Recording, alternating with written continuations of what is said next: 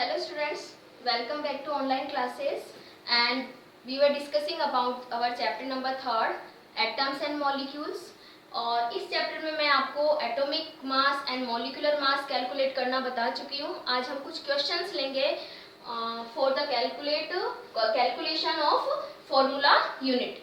Formula unit जो कि molecular मास ही होता है, बट फॉर्मूला यूनिट हम कब यूज में लेते हैं टर्म, जब हमारे पास में जो कंपाउंड होगा वो आयनिक होता है, आयनिक सॉलिड होता है। ओके, और नेक्स्ट हमारा जो क्वेश्चन है वो है मॉलिक्यूलर मास फाइंड करना, और उसमें मैंने आपको 2 कंपाउंड दिए हैं।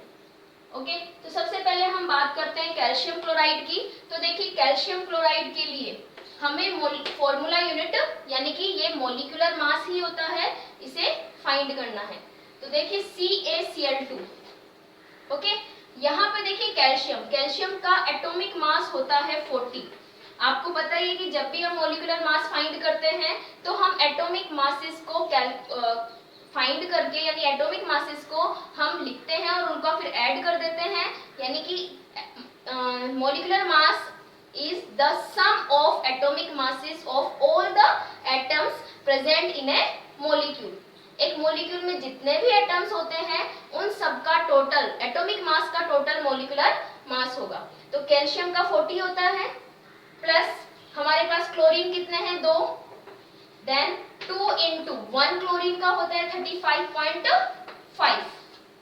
ओके, तो जब हम 40 प्लस 2 इंटू 35.5 जब हम इसको सोल्व करेंगे तो हमारे पास कैल्शियम क्लोराइड का मॉलिक्यूलर मास आ जाता है 111 म्यू या AMU।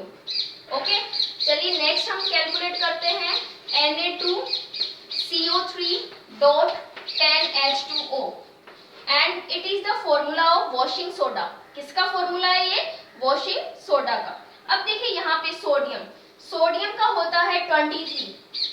कितना होता है? 23। कितने सोडियम है? 2, देन 2 इंटू 23 प्लस ऑक्सीजन कितनी है? देखिए 3 तो ऑक्सीजन यहाँ पर है हमारे पास में एंड 10 ऑक्सीजन यहाँ है, तो टोटल ऑक्सीजन कितनी होगी? 3 and 10 13, then 13 multiply by 16। 1 oxygen का एटॉमिक मास कितना होता है?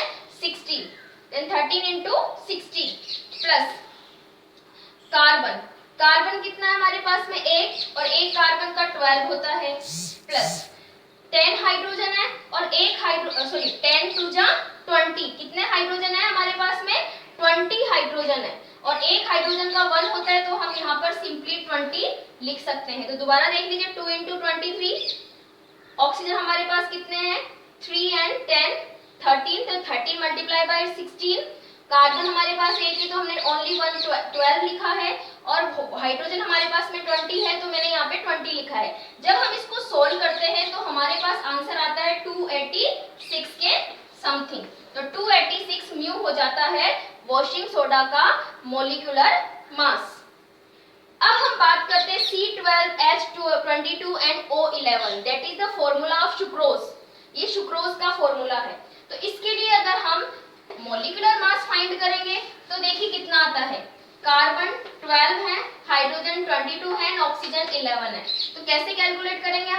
हमें पता है एक कार्बन का एटॉमिक मास होता है 12, देन कितने कार्बन है हमारे पास में? 12, then 12 multiply by 12 plus hydrogen कितने हैं? 22, और 1 हाइड्रोजन का 1 होता है, then 22 multiply by 1 plus oxygen कितने हैं? 11।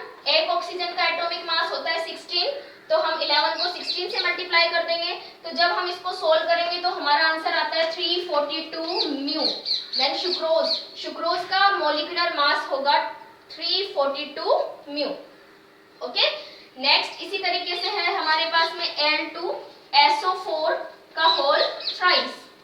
यहाँ पे देखिए एल्यूमिनियम। अब अगर कोई ऐसे एटम्स होंगे जिनका एटॉमिक मास हम याद नहीं रख सकते हैं, यानी हायर एटम्स अगर आपके पास में गिवन होगा तो उसका एटॉमिक मास आपको हमेशा क्वेश्चन में प्रोवाइड किया जाता है। ठीक है, तो यहाँ पर एल्यूमिनियम का एटॉमिक मास गिवन है 27, तो हम कैसे फाइंड करेंगे?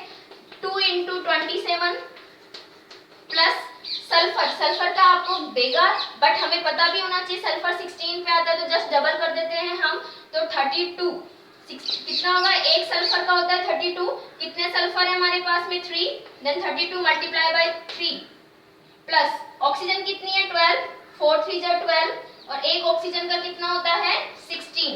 तो इस तरीके से हमने एक कैलकुलेट किया, 2 × 27 एल्यूमिनियम का हो गया, सल्फर 3 है तो 32 ये मल्टीप्लाई बाय 3 ये हो गया सल्फर के लिए, 4 3 जा 12, ऑक्सीजन हमारे पास 12 है तो ऑक्सीजन का हो गया 12 × 16।